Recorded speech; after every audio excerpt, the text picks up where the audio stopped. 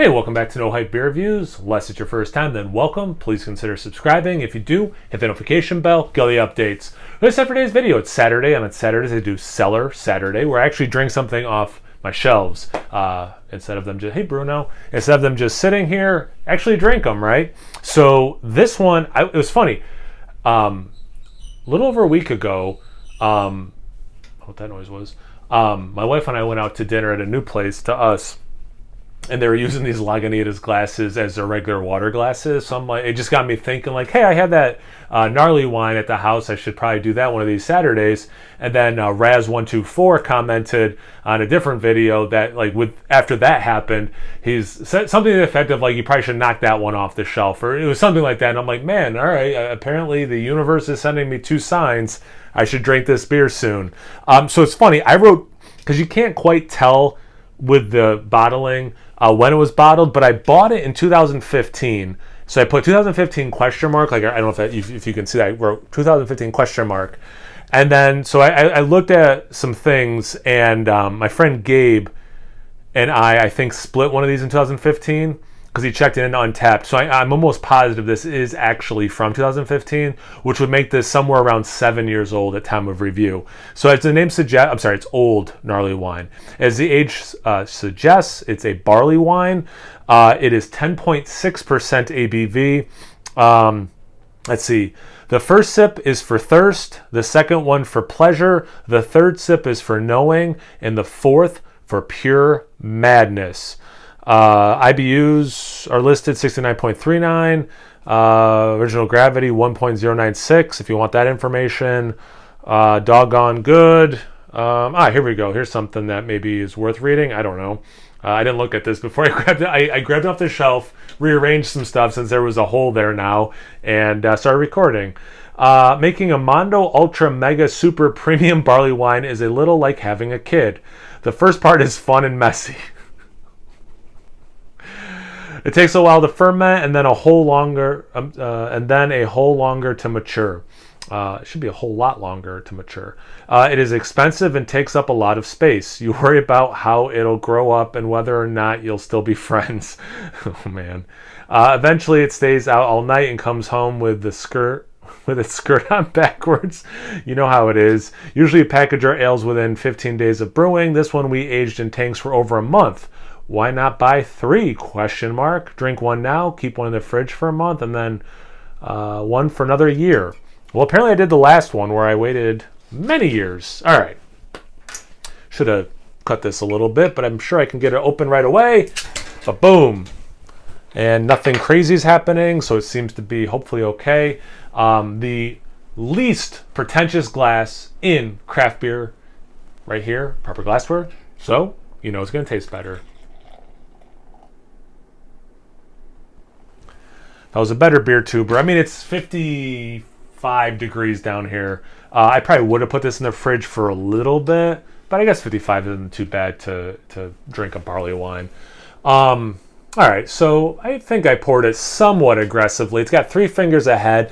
It's got that beautiful, like, red, orange, like a coppery kind of color.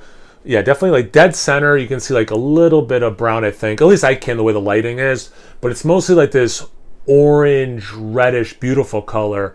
We're down to about 2 fingers ahead at this time. And it's almost spot on khaki. Tiny bubbles. And they are going away relatively quickly.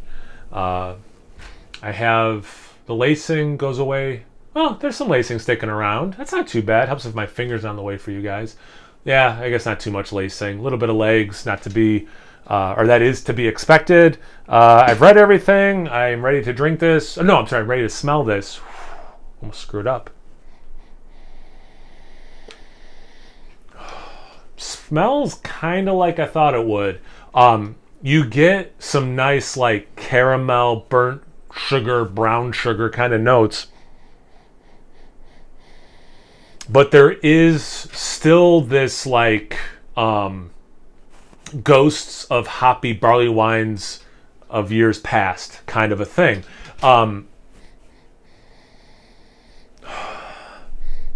It's somewhat, it's like pine needles soaking in maple syrup with brown sugar boiled into it.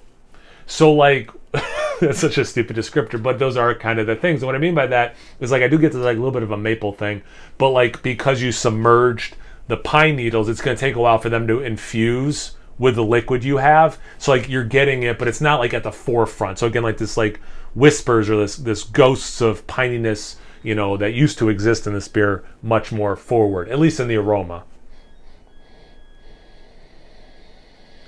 A nice molasses. It's like it's a ginger snap cookie where you like halved the ginger in the recipe, so you're getting a lot of like the cookie vibes, the molasses vibes, but the ginger baking spices thing's pretty muted, but kind of. And it's also and I've said this in other beer reviews. It's kind of like, are the baking spices there, or is it that baking spices would complement this so well, my brain is kind of like inserting them, you know? Yeah, big brown bread, bran, huge bran, like nice right out of the oven bran muffins, kind of like intensity. I love this aroma. It's very aged American barley wine, which is exactly what this beer is. Let's get to the taste. Cheers, I'm like salivating.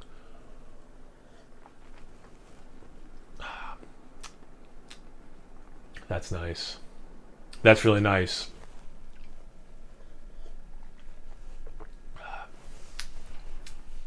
Let's start with the hop presence.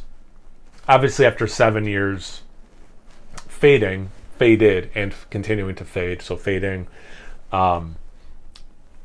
Just like I talked about a lot, probably more than I needed to in the aroma, there is some pine needle resin. But then you're getting, and it's not surprising being Lagunitas, you're getting, I'm like rolling my eyes that I didn't pick up, although I don't know if it was in the aroma too much, that like West Coast IPA orange thing, not New England style, you know, orange, but like that West Coast, it's not quite orange, but when you're trying to like put your finger on what is that thing, you say orange. It's that thing. Faded, but there. Maybe even like a touch of lemon attached to that orange thing.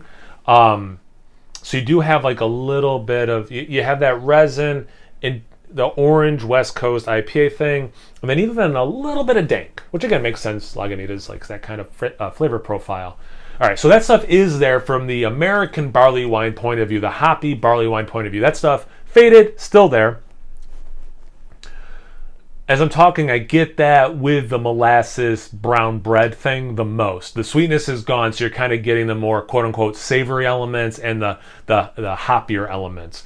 When you first sip it, very much like the aroma, you're getting some caramel notes, you're getting some molasses notes that's a little sweeter. There's going to be a little bit of that brown sugar.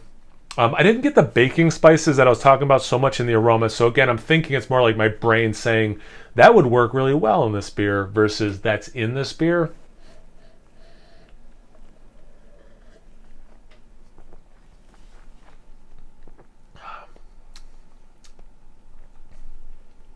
I really like how this stuff is working together. And it's unlike, I haven't had a beer like this in a while.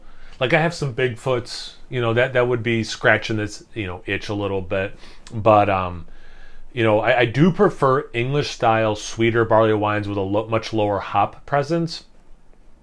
But every once in a while, I like a nice American barley wine, and fresh or aged. So like, it's been a while since I've had a beer like this, and it's a nice reminder, like you do like this style, you know? And the age, at worst, this is as good as I've ever had an old Gnarleywine from them. So at worst, it's as good, if not better, because of how well. Right, one of the best things that can happen with aging beer is the big flavors meld together, so they're more like cohesive of a drinking experience. You can still taste them all, but it's not so much like random fireworks in the experience, but it's harmonious a little bit more, right? And that's so much what this beer is. So even 7 years, I don't know how much me wax sealing it did it good or not. I don't know, but 7 years. At worst, it's as good as ever, if not a little bit better, because these flavors are melding together so beautifully. Yeah, I'm really enjoying this experience.